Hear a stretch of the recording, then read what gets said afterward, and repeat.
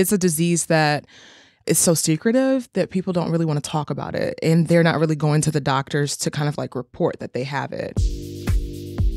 That's the voice of Jasmine Ivanna Espy, a Detroit-born filmmaker who has directed a new piece, My Gold Lining, a documentary on hidradenitis suppurativa. This is your Daily Detroit, sharing what to know and where to go in Southeast Michigan, recorded on January 8th, 2020. I'm Jer Stays. And I'm Sven Gustafson. Admittedly, this is a topic I knew nothing about before I met Jasmine Ivanna.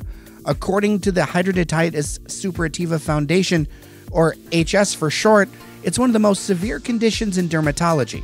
So although this is an important topic, we also discuss and describe symptoms in detail. Before we hop into that conversation, I just wanted to thank Nick, Matt, Ann, Sean, Stephen, Halima, and many others who have joined us as members at patreon.com/dailydetroit. Our show is ad-free today thanks to you and your support. It is greatly appreciated and allows us to cover topics that, well, some others might not. Joining us in the Daily Detroit studio, Jasmine Espy. She is a film director, a producer, and someone who is focusing on a very interesting and I think important topic to talk about. Jasmine, welcome to Daily Detroit. Hi, how are you all today? Good. Good to have you. Thank you. Happy to be here. There's a condition, hidradenitis suppurativa, that impacts various groups, but I don't know if people have heard about it. So let's set the table and talk about what is it and what goes on with it. Yeah, absolutely. So hidradenitis suppurativa is, if you think about acne and how it manifests on the skin, it sort of is similar to hidradenitis suppurativa, except think boils and cysts. And think of them, instead of on your face, think of them in the crevices of like where skin touches skin. So your armpits, it can happen on your chest, it can happen on your stomach, your back, any place where there are folds. And so the lower end of the spectrum where the condition is, you might have like a pea-sized boil that shows up in one area and it's like reoccurrent. The second stage of the condition can happen where you'll have these boils and they'll create what are called tunnels underneath the skin. And so that's where sort of like pus comes out and things like that. And there's a lot of scar tissue. And the third stage is what I had, which is you have it kind of like almost all over your body in symmetrical areas. So you have it on both sides of the armpits, both sides of the chest, both sides of, wherever the skin touches skin. And you have not only the boils, but you have the scarring, you have tracts, and you have the tunnels that go under your skin. So it's extremely painful and debilitating. I've been out of work and not mobile for like 2 weeks at a time before. So it can really take you down and affect your mood, your lifestyle, your emotions, all of that. It's a very interesting condition that they're still kind of like developing with research. That's the basis of it. And I gather this is like a recurring sort of condition? Yeah. And the bad part about it is that you never know when it's going to come and you don't know what triggers it. So it could be you eating dairy. It could be the pollution outside. It could be the fact that you're not getting enough exercise or you're smoking. You know what I mean? There are certain things that research is saying is pointing towards triggers, but they're not for sure because there's not enough money going into the research just yet. There is some, and it continues to develop. Like when I first had the condition in 2000, when I was in sixth grade, which was like 2000, maybe 9 or 10 or something like that. I don't know. But around that time, they didn't have a lot of research for the condition. Compared to now, there are, slews of Google pages and of like research that you can look into the condition and kind of like what the medical industry is like getting into as far as getting treatment for patients. And I understand this condition affects some groups more than others? Yeah. So the largest subgroup is African American women. And they believed at one point it affected Caucasians more. But the research has pointed away from that only because they're looking at these different subgroups. So African Americans are affected, and it's specifically African American women. And it can affect men and women at the same rates. It kind of manifests differently for men than it does for women. But honestly, the groups that I'm a part of, like men get them under their arms just as much as women do. They get them all over their bodies. It doesn't manifest the same for everyone, but it kind of presents the same almost. How common is this condition? So the research says that it's 1 to 4% of the world has the condition, but they're not sure about the numbers because it's a disease that it's so secretive that people don't really want to talk about it. And they're not really going to the doctors to kind of like report that they have it. Seems like from what I'm hearing you say, it's sort of new to a lot of science too. Relatively, yeah. I would say it's relatively new for sure. When you go visit a physician to get diagnosed, most of them don't know how to diagnose it. So they'll diagnose it as MRSA or something else that's like completely unrelated to the condition. So.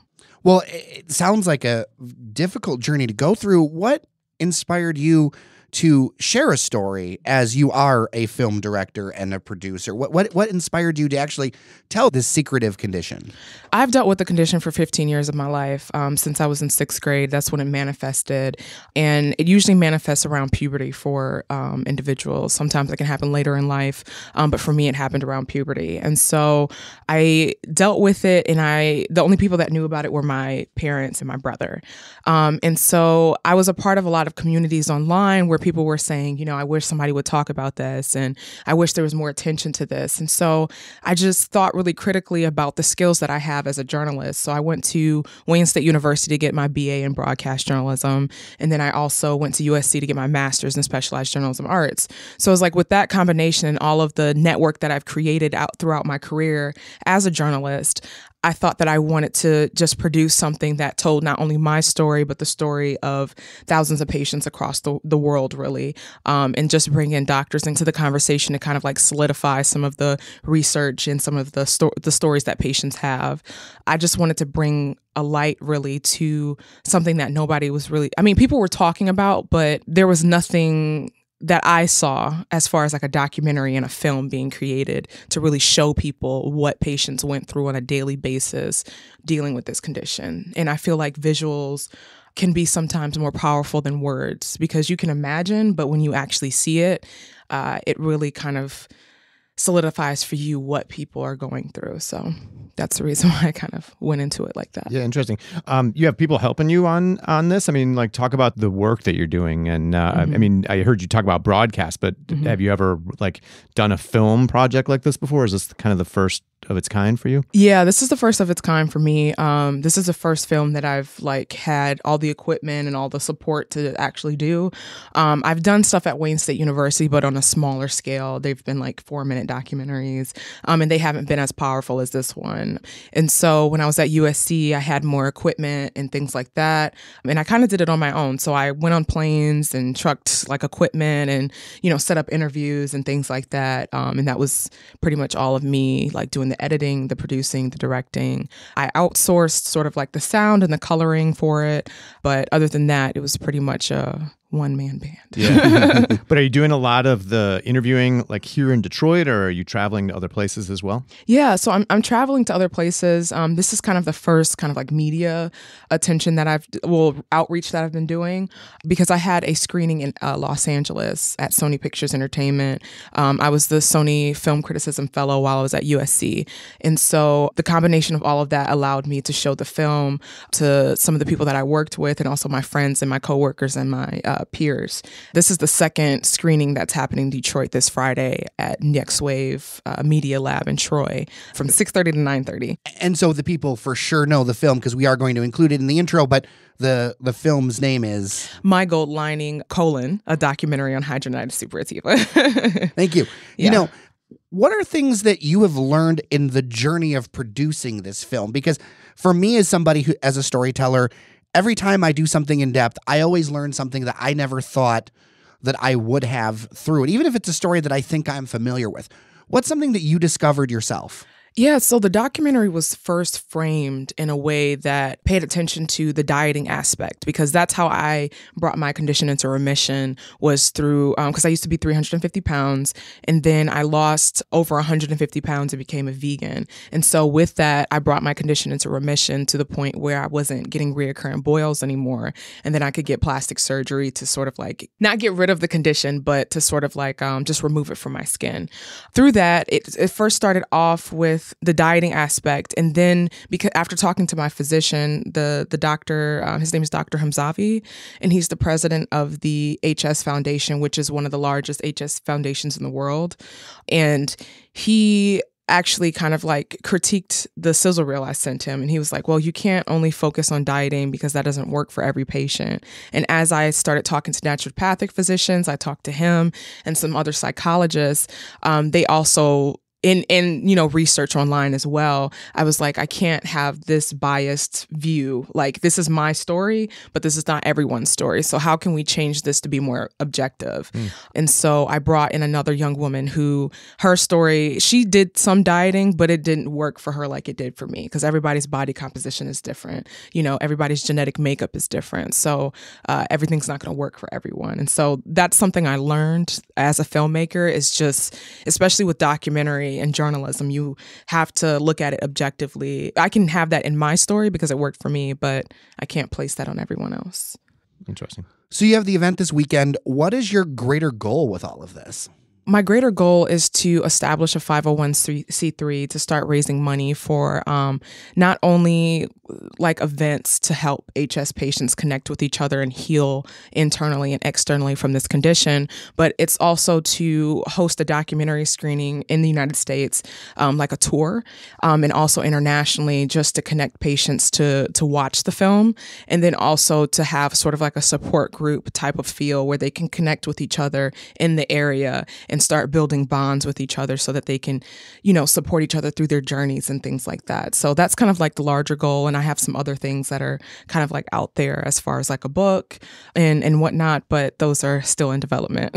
And now your film, are you doing this all independently? Do you have a distributor? Like, how is that all working? Well, unfortunately, because I signed an intellectual property agreement with USC, because they are the ones sort of like the executive producers behind this, I can't sell the film. Like, I can't enter into any agreements or contracts like for streaming or anything like that without, them being involved. Mm-hmm. So what another larger goal, if you want to say, is just to do a documentary on this, like independent from USC, so that I can be able to stream it and to enter into contracts with production houses and things like that, so that we can get this out to a larger audience, because right now it's housed at USC. Well, I appreciate your time for all of this.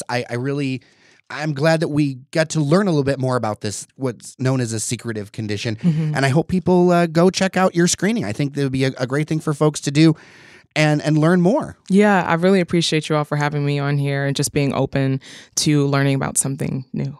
And if people want to know more about you, follow what you're doing, what can they do? I have several platforms. It's on Instagram. It's Who Is Ivanna. So it's WHOISIVANNA. And then on Facebook, it's Ivanna Espy. So IVANNAESPY.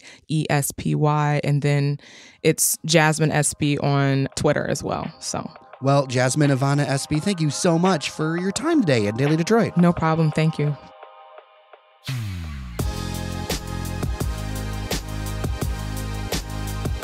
As a reminder, the documentary, My Gold Lining, will be shown this Friday, January 10th, with the program starting at 6:30 p.m. at the Next Wave Media Film Lab in Troy. It's at 950 Stevenson Highway, and it's smart to RSVP as there is limited seating. We'll put a link to that in the show notes. With that, we're done for today. We've got some really interesting episodes ahead beyond our news roundups. Randy's coming into the studio to talk food. Candace Miller, the Macomb County Public Works Commissioner, will be talking all about the environment, the green ooze, the red run drain, all kinds of interesting stuff. Also, an international expert in retail and cities, Conrad Kickert, is coming by to talk about how parking lot barons started to impact downtown Detroit as early as the 1920s, and how fundamental choices decades ago set the city on a path that's on right now, and the critical difference between the two biggest billionaire investors, Dan Gilbert and the Illich family, and their developments. It's really nerdy, but I promise you it's interesting. Thanks again to our members that make this possible. I'm J.R. Stays. Take care of each other, and let's make a better Detroit together.